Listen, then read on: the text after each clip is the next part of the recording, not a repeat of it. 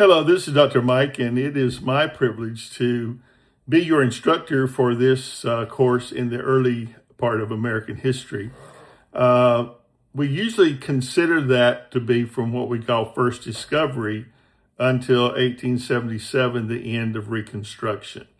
If you know anything about history, you realize that Columbus did not discover, quote unquote, America.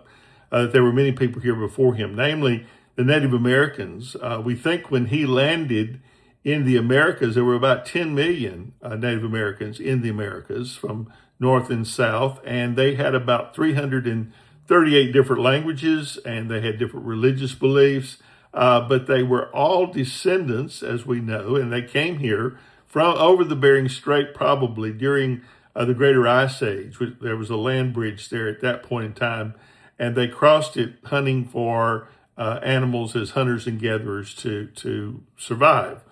Since we have the Human Genome Project, we have determined that Native Americans do have genetic similarities to Euro-Asians. So we can assume they either came over the land bridge or they came by some kind of a boat and landed on the West Coast. But at any rate, by the time Columbus came, there were about 10 million of those here. So they discovered America. That we also know that the Russians, who, of course, also connected with that same land bridge, because Alaska today is about 50 miles from Russia. So they came, but there are settlements on the West Coast that are indicative of some type of Russian attempts to settle, maybe even fishing villages or something of that nature. We know the Vikings settled down the East Coast as far as Canada, maybe as far south as what we call North America today. So there were a lot of things going on here. I normally will say to you that Starbucks discovered America because in the year 1000, 1100, 1200, during the Crusades, when Christians were encouraged to go from Europe to Jerusalem to retake the Holy Land from the Seljuk Turks, they encountered two things that changed their life drastically. They discovered coffee and they discovered sugar. They fell in love with both of those. In the Arab world, there were coffee houses, much like Starbucks, even in those days, all over the Arab world, where people came together to drink coffee, to converse, and to conduct business and all those things that they would normally do together in these coffee houses. But the Europeans took coffee and sugar back to Europe with them, developed a trade between the Middle East and Europe in spices, coffee, and sugar until 1200, when Saladin took the Holy Land back and closed the door. No more coffee for you, the coffee Nazi.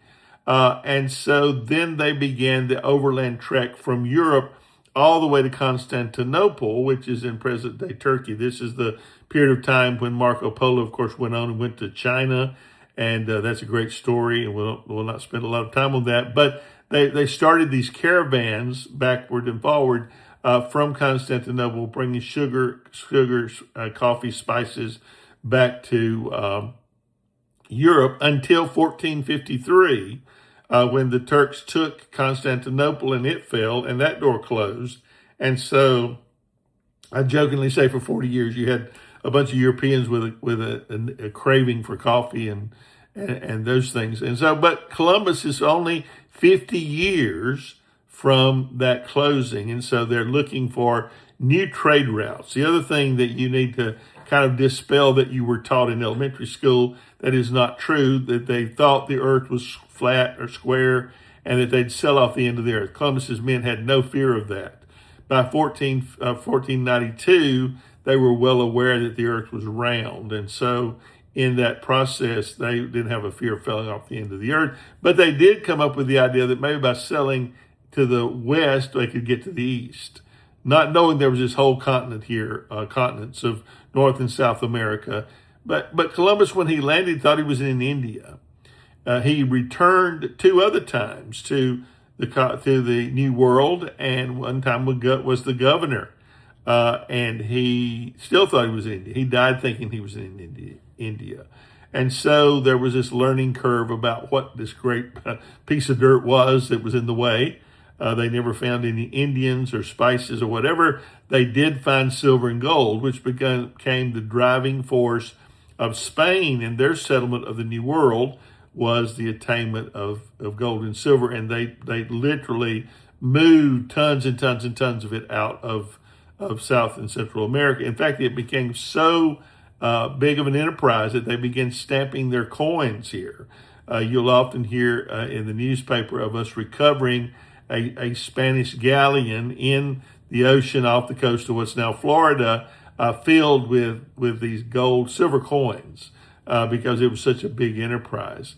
The other countries that will come, England, will come mainly in families, and they will come for religious persecution reasons. They'll have a different relationship with the Native Americans out of fear of safety for their families. The French will come because they're looking for a passageway around this place, and they go down the St. Louis River, get involved in the fur trade with Native Americans.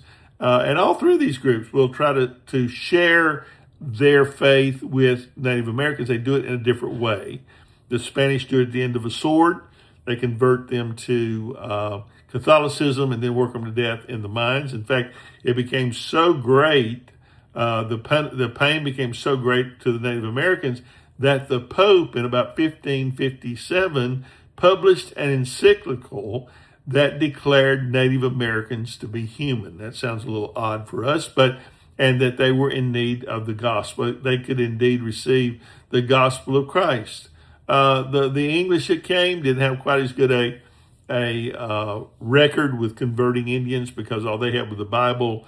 They didn't have any nice buildings and great vestments and smoking pots and all the things that the Catholics had. But the French did the best job because they took the time to understand and learn Native Americans, and they had the best success rate in converting the Native Americans to their faith. So as we get started in this week, we're going to look at some great things I think you'll find interesting. I love the what else of history. Paul Harvey used to have a radio show, and he would spend 20 minutes telling you this historical story, and he would say, okay, and it will come back in a moment with the rest of the story. And it was the rest of the story that kind of shook you into oblivion. You know, it was something you hadn't even dreamed of. Well, there's a lot of that in history. That's what makes history interesting to me, are the things that you don't know, you think you know. If your past history has been high school history, it is what Benjamin Franklin called civic history. It is the story we tell ourselves about ourselves. And it's how great white men won America, basically. But they don't get down to the nitty gritty. What of the women in that history?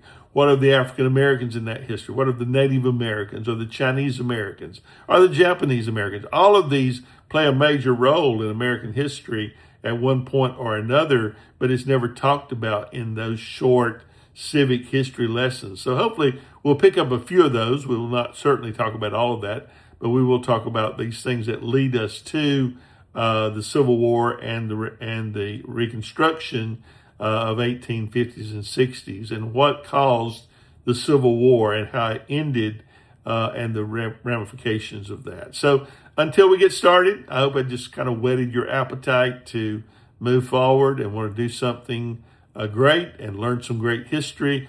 And I look forward to talking to you soon. Thank you.